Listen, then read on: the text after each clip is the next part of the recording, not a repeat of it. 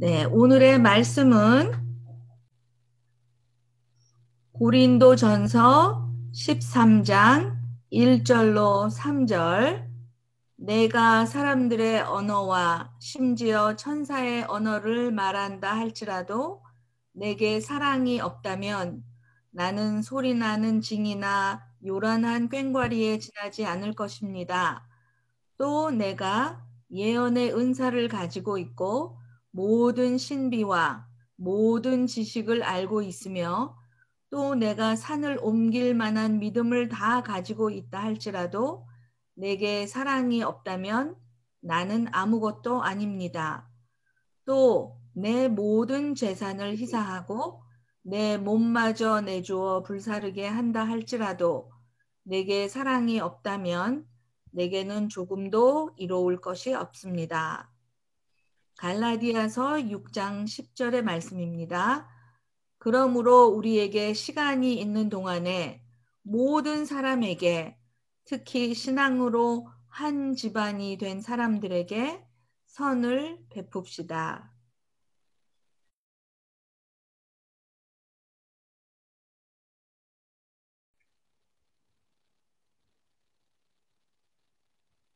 감사합니다. 이 시간에는 우리 박정섭 자매님께서 믿음의 사람으로 세워주는 사랑이라는 제목으로 담화해 주시겠습니다. 네, 안녕하세요. 박정섭입니다. 네, 사람이 살아가면서 가장 어려운 것 중에 하나가 사람과의 관계인 것 같습니다. 특히 직장에서는 일이 어려워서보다 인간관계 때문에 직장 다니기가 힘들었던 적이 있었고, 사람들은 인간관계가 어려우면 직장 생활이 많이 힘들다고 얘기하는 것을 들었었습니다.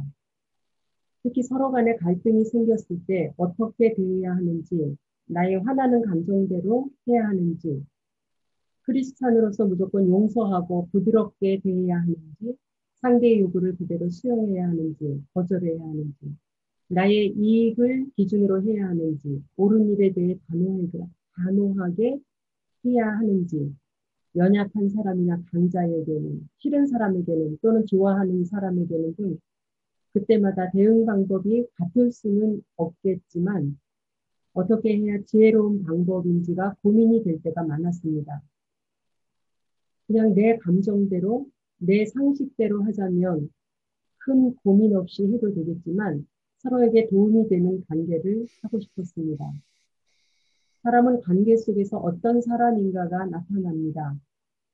관계가 없으면 자기가 어떤 사람인지 잘 모를 뿐 아니라 자기가 아주 좋은 사람이고 잘 행동하고 있는 줄 알게 됩니다. 감정적인 것, 자존심에 관한 것은 밖에서는 근사한 사람으로 보이다가도 가정에서 부부와 자녀 간에 자기의 본 모습으로 치열하게 생활할 때 자기가 적나라하게 더 드러나기도 합니다. 저 같은 경우는 가정에서 치열한 관계가 없으니 가족 간의 감정 씨름을 하는 얘기를 들으면 판단하고 이해가 가지 않았습니다. 그런데 막상 나도 그런 상황에 처하게 되는 경우에 내가 판단했던 그 모습이 되는 것을 경험했었습니다. 사람과의 관계가 있어야 자기를 볼 수 있고 하나님의 거룩한 백성으로 다듬어 가게 되는 것 같습니다. 그래서 사람은 함께 같이 살아야 하는가 봅니다. 갈등이나 문제 앞에 어떻게 반응해야 하나, 어떻게 해야 하나님이 원하시는 걸까가 고민이 됩니다. 나만 자기 성찰을 해야 하나, 상대를 원망하고 판단해서 옳고 그름을 따져야 하나, 양보하고 지는 편을 선택해야 하나, 사랑이 있어야 한다고 했는데 어떻게 해야 사랑이 있는 관계를 할 수 있을까? 크리스찬 이름으로 있으면서 많이 부담을 느끼고 부족하다고 생각하는 용어 중에 하나가 사랑이 아닐까 합니다. 고린도 전서에서는 당언이나 천사의 말도, 예언도, 믿음도 내 소유를 나누어 불사르게 내 몸을 내어주어도 사랑이 없으면 아무것도 아니고 내게 유익이 없다고 하고 있습니다. 눈에 보이는 외형적인 것을 아무리 잘해도 사랑이 들어있지 않으면 아무것도 아니고 내게 유익이 없다고 합니다. 일 중심, 사욕 중심의 생각, 종교성으로 하는 신앙생활을 사람을 생각하는 것보다 더 중심에 자리 잡을 때 나타나는 것이 아닌가 합니다. 돌이켜보면 많은 시간을 외형적 종교생활이 믿음인 줄 알고 지내왔던 시간들이 많았습니다. 눈에 보이는 어떤 것에 성취를 하려고 말입니다. 많은 시간을 사랑이 없을 뿐 아니라 공동체에도 내게도 유익이 없는 일을 한 시간을 보낸 것이고요. 열심히 시간 들이고 돈 들이고 힘을 들였는데 아무것도 아니고 내게도 유익이 없다니 참 억울한 일이 된 것입니다. 그럼 무엇을 하든지 사랑으로 하려면 어떻게 해야 할까요? 우리는 기회 있는 대로 모든 이에게 착한 일을 하되 더욱 믿음의 가정들에게 할지니라고 아까 읽은 갈라디아서 6장 10절에는 말씀하고 있습니다. 이 말씀은 믿음의 지체들을 먼저 도우라는 말씀으로 이해를 했었습니다. 그래서 기독교 단체나 교인들을 먼저 도와야 한다고 배웠고 저도 그런 생각을 갖고 있었습니다.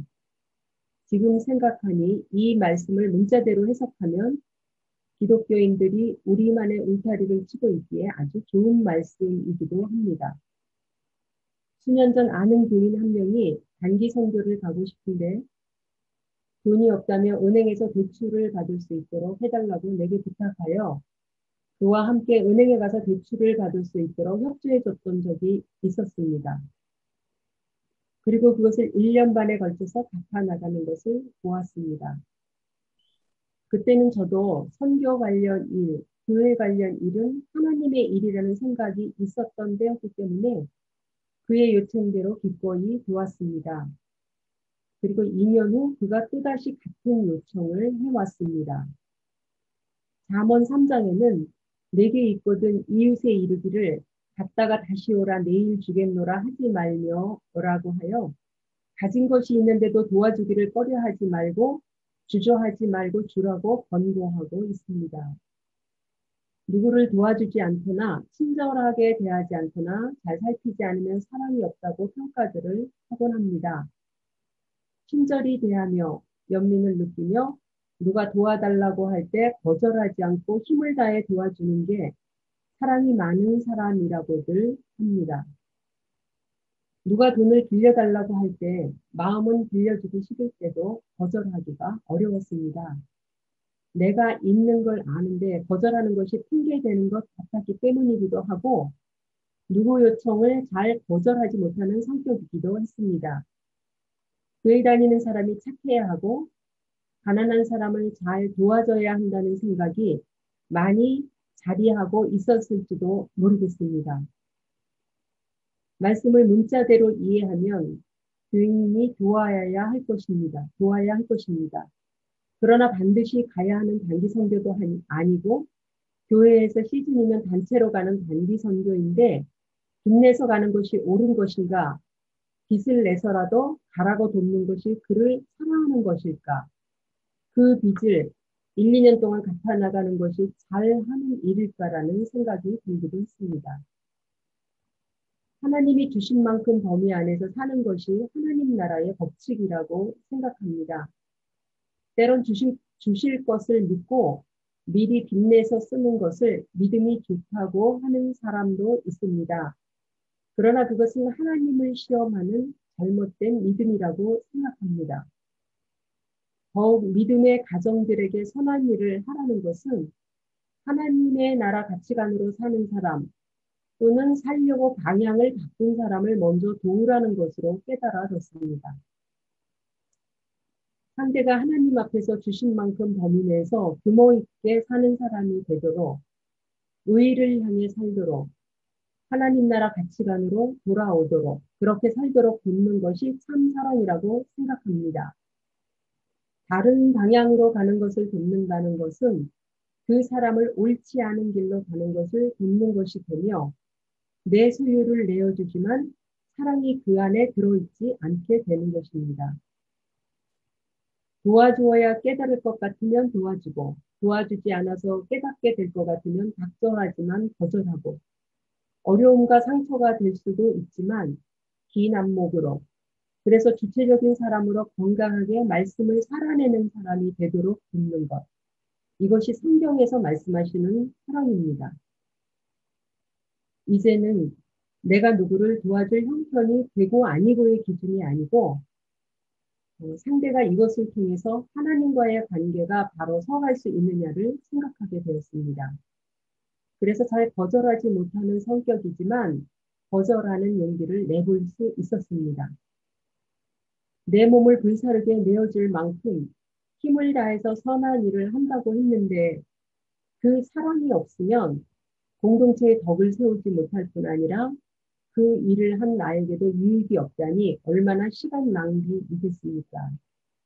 사랑이 없는 일을 하지 않는 것이 세월을 아끼는 것일지도 모르겠습니다.